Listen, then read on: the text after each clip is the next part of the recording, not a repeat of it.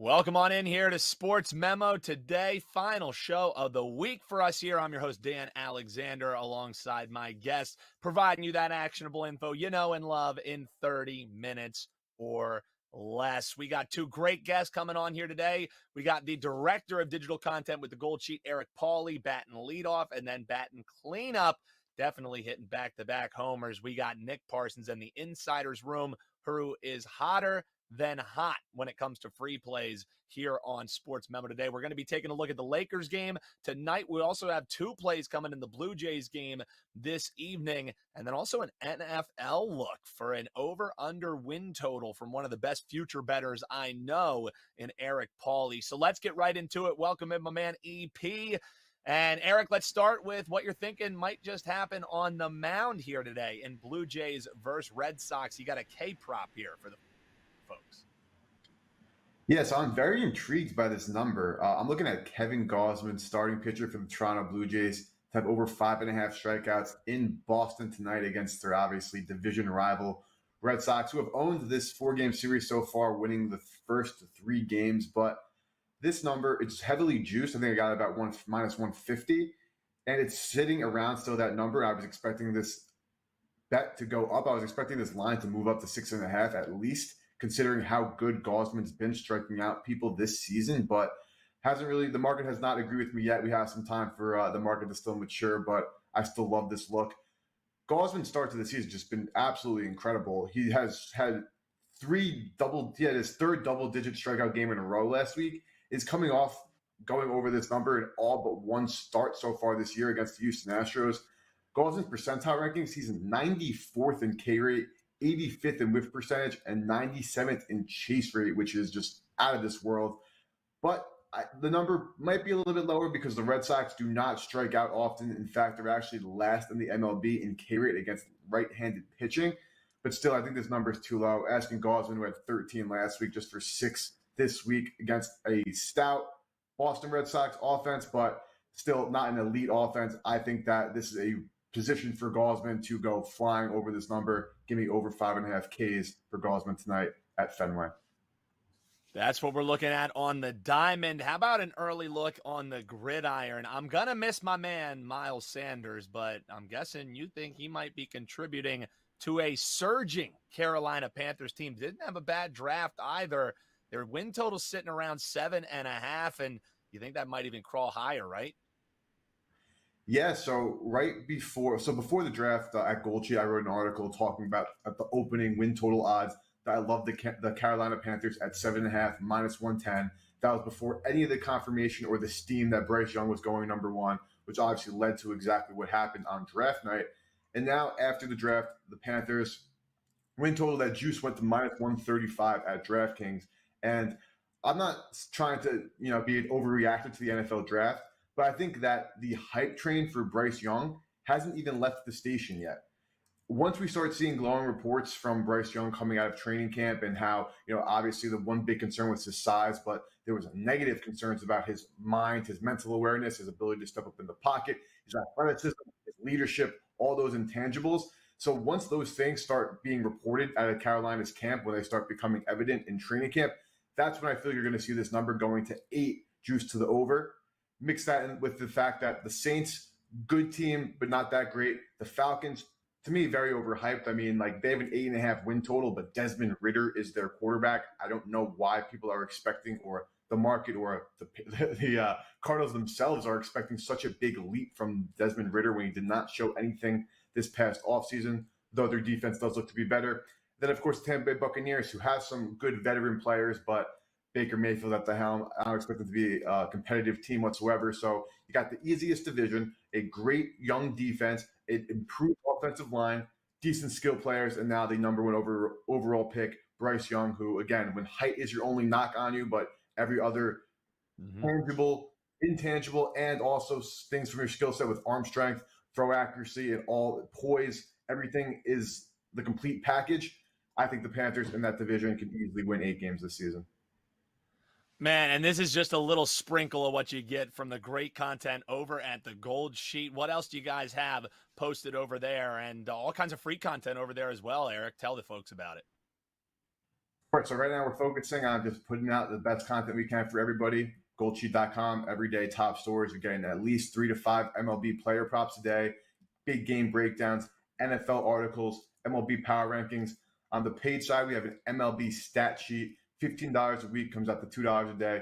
You get actionable info on 3 to 5 MLB games every single day. We're talking about advanced analytics, pitcher hitter splits, bullpen usage, things to keep in mind every single day. And each stat sheet also comes with 2 NFL free plays. And also over on Wager Talk and Sports Memo, if you're looking for just the plays and you don't really care about the in-depth analysis, we have just the picks at Wager Talk and Sports Memo for you as well. But for the whole shebang, Goldsheet.com is your best bet. And again, every single day, new and exciting developments coming out. So keep staying tuned, and we're very excited to keep continuing to share all these amazing advancements with you guys.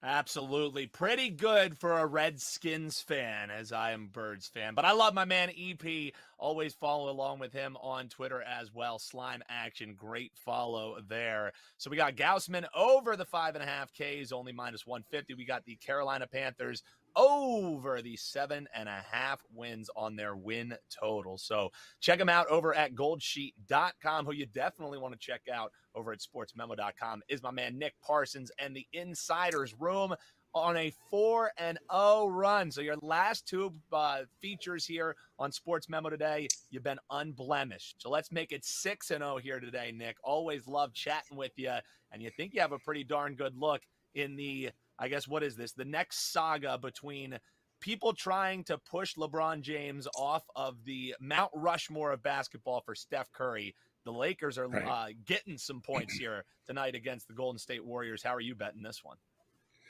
Well, Dan, as the games get fewer and fewer, of course, the lines get sharper and sharper. And at some point, even the most contrarian of us, we're going to be on a public side here. This Lakers and Warriors game 2 money, early on, it was sort of even here.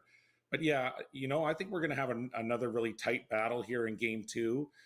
I mean, it wouldn't be difficult to write a convincing argument for the Warriors to bounce back here and win in blowout fashion, because Golden State, it has been awesome at home this year and really poor on the road.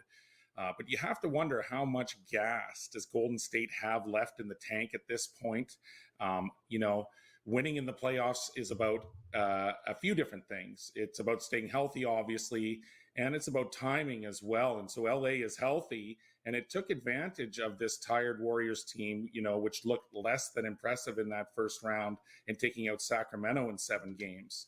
There's been no break for the Warriors.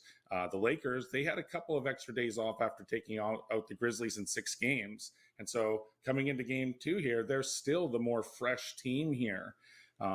Now, the Warriors, to their credit, they did make 21 of 53 from 3-point range in game 1. That's 40%. And on most nights, that's going to win you the game. But LA, it controlled the paint with Anthony Davis. That will again be the case here in game 2. And for me personally, Dan, I think it's more likely that the Warriors are going to shoot less than 40% this time around here in game 2. And so with the Lakers controlling the paint and with the Warriors hitting less than 40% in their 3-point shooting, like I suspect, then I really do think that James and AD have a legitimate shot at taking game 2 outright at home. But that said, we're getting even more points here in game 2 than what the Lakers were getting in game 1. And so, yeah, that's my read on this one. I think it's going to come down to the wire here. So I'm grabbing the points and the Lakers. I love it. I always can back my man LeBron James there. I appreciate the breakdown there as we're looking towards the Lakers getting the 6 points. All right, so we talked about what might just happen on the mound with the Blue Jays, but you also wanted to break down potentially what might happen with the side as they're taking on the Red Sox this evening. So what are you eyeing in this one, Nick? Yeah, to sort of piggyback off our man, Eric Pauly there, I also really like Kevin Gaussman in this matchup. I bet underdogs, I bet totals, I bet halftime bets, I make series wagers. I will occasionally play parlays even. And I'm also not afraid to lay chalk, Dan, especially when I think that my play on side should, in fact, be a much larger favorite. And I know that I just finished talking about being a contrarian handicapper, and here I am on one of the largest public favorites on the board here. But, Dan, after 4 straight losses, including the first 3 in this series, I definitely like Toronto to bounce back here in this final game of the 4-game series. And in fact, the Jays have done really well in this spot for bettors. They are 7-2 in their last 9 in trying to avenge 3 or more straight losses against an opponent. Now, Gaussman, Eric Pauly, he broke that down really well. I mean, he hasn't been completely perfect, but I mean, he's been really good. He's 2-2 with a 2.33 ERA, and he's going up against Brayan Bello. He's 0-1 with a 6.75 ERA, and he's actually coming off a decent start versus the Guardians, but this is an even more difficult task here facing the big bats of Toronto. When I did play this game earlier this morning, it was sitting at minus 155, so you definitely got to shop around. But I just think when you're looking at the talent discrepancy between these starters and those other situational factors I was talking about, I think that the Jays are worth the price of admission in this matchup.